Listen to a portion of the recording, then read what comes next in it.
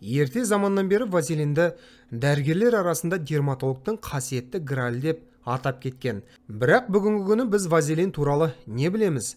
Тек оның басқа майлардың құрамындағы қосынды екендігін ғана. Оның тарихы 18 ғасырдан басталады. Содан бері адамдар оны жұмсартқыш, жараларды емдейтін және бактерияға қарсы өнім ретінде қолданып келді. Оның пайдалы қасиеттері мұнымен аяқталмайды. Арнаны ауыстырмаңыздар. Роликті соңына дейін қарайтын болсаңыздар, біз сіздерге вазелинді қолдану аясының қаншалықты кең екендігін көрсететін боламыз. Және бұл ақпарат сіздерді таң қалдырады деген сенімдеміз. Вазелиннің шығу тарихы. 1859 жылы мұнай өндірудің арқасында адамдар жараларды емдеуге көмектесетін тұтқыр затты тапты. Ал препаратты американдық химик Роберт Чесбро өзі жасады. Ол кен орындағы жұмысшы мұнайшылардың әртүрлі жаралар мен кесінділерді түсініксіз қара маймен қалай майлап жатқандығын байқады. Жұмысшылардың айтуынша, олар мұнай көзін бұрғылап жатқанда жабысқақ негіз тапқан. Ол бұрғылау қондырғысының бөліктеріне жабыса бастаған және оның жұмысын қиындатқан. Сәл кейінірек жұмысшылар оны өздеріне қолданып көріп, оның емдік қасиеттерін анықтаған. Нәтижесінде Роберт өзінің зертханасына заттың бөлігін алып, соның негізінде тұтқыр гель жасады. Вазелиннің құрамы осы күнге дейін өзгерген жоқ. Бұл минералды майлар мен парафиннің қоспасы. Ал вазелин атауы неміс тілінен алынған вассер, су, және грек тілінен алынған элейн, яғни зәйтүн майы дегенді білдіреді. Нәтижесінде 1870 жылы дәріхана сөрелерінде алғашқы рет вазелин жақпасы пайда болды. Ол 150 жылдан астам уақыт бойы теріні қорғау және жұмсарту үшін таптырмас құрал болып келді. Вазелиннің пайдалы қасиеттері. Бүгінгі таңда вазелин әр дәріханада сатылатын қолжетімді өнім. Жақпаның иісі мен дәмі жоқ, суды ұстай алады, микробтар мен бактериялардан қорғайды. Ол теріні нәрлендіретін косметика өндірісінде кеңінен қолданылады. Оның негізінде әртүрлі майлар, кремдер, гельдер, скрабтар және тағы басқалары жасалады. Ал табиғи түрінде ол су, жел мен аяздан қорғаныс ретінде қолданылады. Ері мен бет терісіне жағылады. Жақпа тек жұмсартқыш әсерге емес, сонымен қатар инфекциялық қоздырғыштарға қарсы қорғаныс қызметін атқарады. Алайда вазелин теріні ылғалдандырмайтынын есте ұстаған жөн. Тек ылғалды сақтауға көмектесетін қорғаныс тосқауылын жасайды. Вазелин қалай және неден қолданылады? Бірінші, тері ауруларын емдеу үшін. Күйік, жарақат, жарықтар, мұрынның шырышты қабығының құрғауы, псориаз және тағы басқалары сияқты кейбір тері ауруларында суды ұстап тұру және зиянды заттарды сыртқа шығару қиын болып келеді. Егер құрғақ тітіркену пайда болса, онда тері жарылып, бактерияларды ішке қарай кіргізіп жіберуі мүмкін. Бұл жағдайда вазелин терінің қабынуын жеңілдетуге және теріңізді ылғалды ұстауға көмектеседі. Аздап қышуды басуға да септігін тигізеді. Вазелиннен барынша пайдалы үшін оны теріге дымқыл болған кезде жағыңыз. Екінші, қатты терлеу кезінде. Вазелинді шамадан тыс терлеуге бейім адамдар қолдана алады. Қолтықтар мен басқа да проблемалы жерлерге вазелиннің кішкене қабатын жағу жеткілікті. Ал нәтижесі сізді жағымды таңғалдырады. Үшінші, қырынудан кейінгі құрал. Жиі қырыну теріні құрғатады. Нәтижесінде қышу пайда болады. Сондықтан терінің қырынған жерлерін ылғалдандыру керек. Бұл үшін қымбат бальзамдарды сатып алудың қажеті жоқ.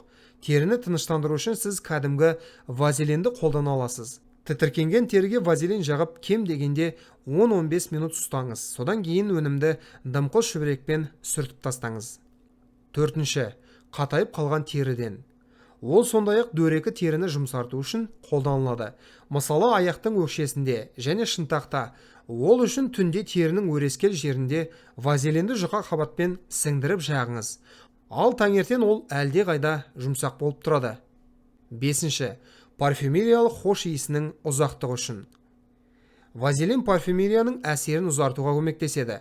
Білек пен мойынға парфюмерия шашпас бұрын, алдымен осы жерлерге аздап вазелин жағып алыңыз. Мәселе мынада, вазелин иісті сіңіреді және оны күні бойы өзінде сақтап тұрады. Алтыншы, нәрестелердегі тершеңдіктен. Жақпамен кішкентай нәрестелердегі жиырылып қалатын терісінің арасын өңдеуге болады. Әсіресе жөргектер нәзік терге тиген жерлерде пайда болатын тершеңдікті жою немесе азайту үшін. 7. Қастарды реттеу үшін. Қастарыңызға дұрыс және тұрақты пішін беру үшін таза косметикалық щетканы алыңыз. Оған вазелин тамшысын сығыңыз. Вазелин құрғаған кезде қастарыңызды дұрыс пішінге келтіріңіз. Нәтижесінде қастар күні бойы бекітіліп қана қоймай, жылтыр болып тұрады. 8. Мимикалық әжімдерден. Масканы дайындау үшін алоэ жапырақтарынан 15 мл шырын сығып алыңыз. Содан кейін вазелинмен араластыру керек. Бетіңізге кішкене қоспаның қабатын жағып, 20 минут ұстаңыз. Содан кейін масканы жылы сумен шайып тастаңыз. Ал пайдалы қоспаны салқын жерде сақтау қажет. 9. Тыртықтардан. Вазелин безеулерден құтқармайды, бірақ олардың салдарын жоюға көмектеседі. Ол безеу ауруына байланысты пайда болған тыртықтар. Олардың кедір бұдырлануын болдырмау үшін вазелинмен дереу түрде емдеу керек. 10. Мозольдардан. Егер жаңа аяқ киім қажаса, онда жай ғана вазелинмен аяқты да, аяқ киімді де алдын ала майлап алу керек. Бұл мозольдардың пайда болуына жол бермейді. 11. Макияж негізі. Мұны істеу үшін алдымен бетке вазелин қабаты қолданылады, содан кейін тоналды крем, артынша сәндік косметика. Ал мұндағы вазелин теріні тегістеу және құрғауды алдын алу үшін қолданылады. Негізінен көптеген кремдерді дұрыс қолданбағандықтан тері тыныс алмайды. Жасушалардағы су балансы бұзылады және косметиканың осындай қабаттасуы нәтижесінде қара нүктелер мен комедондар пайда болады. Ал вазелинді макияждың негізі ретінде пайдалану арқылы сіз болашақта осындай проблемалардың алдын аласыз. 12. Массаж қоспасы үшін. Вазелин массаж қоспасының негізі ретінде тамаша болып келеді. Оны сүйікті хош иісі бар бірнеше тамшы эфир майымен араластыру керек. Дайын өніммен сіз кәсіби немесе тұрмыстық массаждан керемет әсер аласыз. 13. Біркелкі күнге күю үшін. Автозагар қолданар алдында терінің проблемалы құрғақ жерлерін вазелинмен жағып алыңыз. Мысалы шынтақ пен тізе аймағында. 14. Шаш түсуден. Егер шаштың ұштары бөліне бастаса, оны емдеудің қажеті жоқ.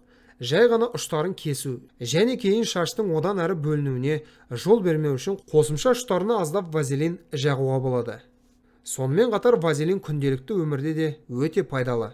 Шүберекке бір уыс вазелин жағу арқылы жиһаздағы дақтарды оңай кетіруге болады. Егер сіз есіктердің ілмектерін вазелинмен майласаңыз, онда ол грибок пен саңыраулақтардан сақтайды. Сондай-ақ былғары аяқ киімде жылтыр береді және оны ылғалдан қорғайды. Кептелген құлып пен киімнің ілмегін ашуға да көмектеседі. Сонымен қатар металл құралдарын тоттың пайда болуынан сақтайды. Егер біз жалғастыра берсек, онда вазелинді қолдану тізімі өте үлкен. Ал біз осы роликта сіздерге күнделікті өмірге ең қажетті деген кеңестерді көрсеттік. Вазелиннің жалғыз ғана қарсы көрсеткіштері бұл компоненттерге аллергия және жеке төзімсіздік. Әйтпесе вазелин сауықтыруда да, күнделікті өмірде де керемет көмекші болып табылады. Құрметті көрермендер, осымен бүгінгі шығарылым аяқталды. Роликті соңына дейін көргендерге, сондай-ақ арнамызға тіркелгендерге ерекше алғыс білдіреміз. Бұл бейнені достарыңызбен және жақындарыңызбен бөлісіңіздер. Әрқашан ең пайдалы нәрселерден хабардар болу үшін арнамыздан алыстамаңыздар. Келесі кездескенше аман, сау болыңыздар.